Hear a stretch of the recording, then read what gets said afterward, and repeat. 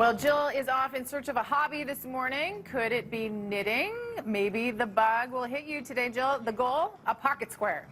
A pocket square, that is the goal, and then eventually you can work forward onto things like this on the table in front of me here. We are at Stash Lounge, and I can see how people would get into this hobby because you can reap the rewards of making your own things and such beautiful things you have here, Veronica. Tell me a little bit about the store and why you decided to open a store purely based on knitting.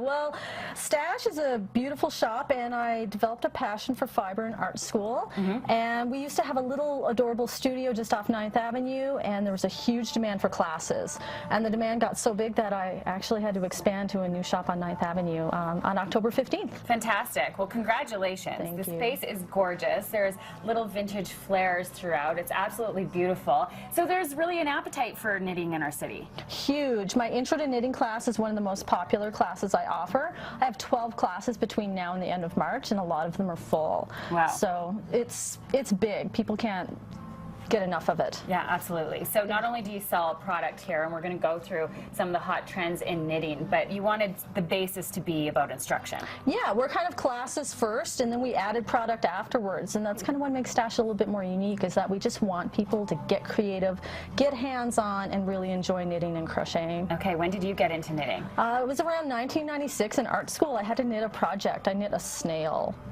A snail? Yeah, that's much more advanced than a pocket square that I'm aspiring to do. It was a long rectangle that I folded up and curled into a snail, so it was like a pocket square. Okay, so you have a vision there. Yeah. That I understand. Yeah. And then following that, you were just bitten by the bug and continued to navigate? I did. I taught myself how to knit like 2 or 3 times and kept forgetting. And it was when somebody gave me instruction and sat down and taught me how to do things is when I had my aha moment, and I've been teaching ever since. Okay, how long does it take to get to something like the sweater we're seeing here, some of the more intricate works? Well, once you know the basics of knitting, you have to know a little bit of color work, and then you can do something like a sweater. But we like to do smaller projects because they're a lot more satisfying.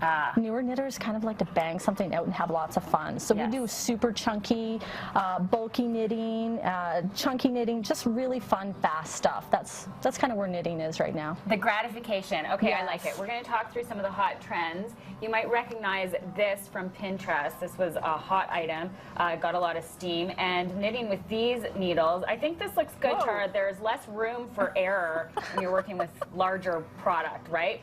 Knitting for giants. There you go. All right, more from Stash Lounge with Jill in just a little bit. Still